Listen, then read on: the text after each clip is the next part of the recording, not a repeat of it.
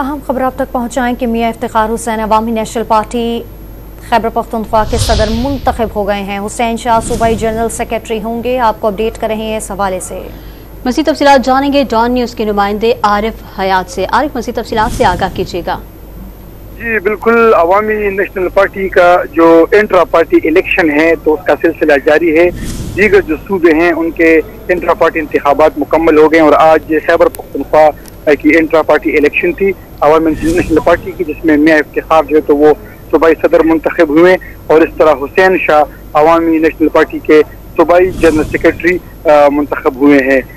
इस काबीना में एक खातून जो मेंबर है तो उसको भी शामिल किया हुआ है। एरम फातिमा जो नायब सदर खवातीन विंग की होगी, तो वो सूबे के जितने भी खवातीन विंग है तो उनकी वो नायब सदर मुंतखब हो गई हैं।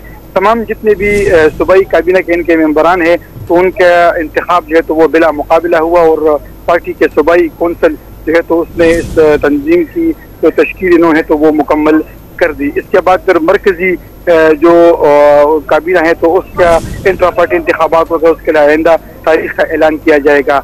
ये जो सूबाई काबीना तश्कील हुए तो इससे कबल अवामी नेशनल पार्टी के जो सदर थे तो वो एम एल वली खान थे, जो अभी सेनेटर भी हैं और असफंगर वली खान के फर्जंद है।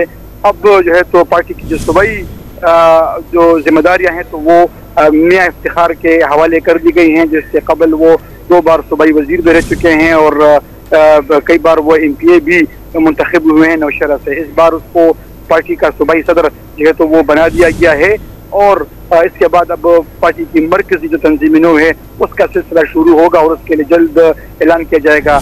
ये ज़राए से मालूम हुआ है कि पार्टी के जो मरकजी सदर है तो उसमें एमएल वली खान को लाया जा रहा है कि उनको पार्टी का मरकजी सदर जो है तो बिला मुकाबला मुंतखब किया जाए। लेकिन आरिफ हयात तफसीलात से आगाह कर रहे थे, आपका शुक्रिया।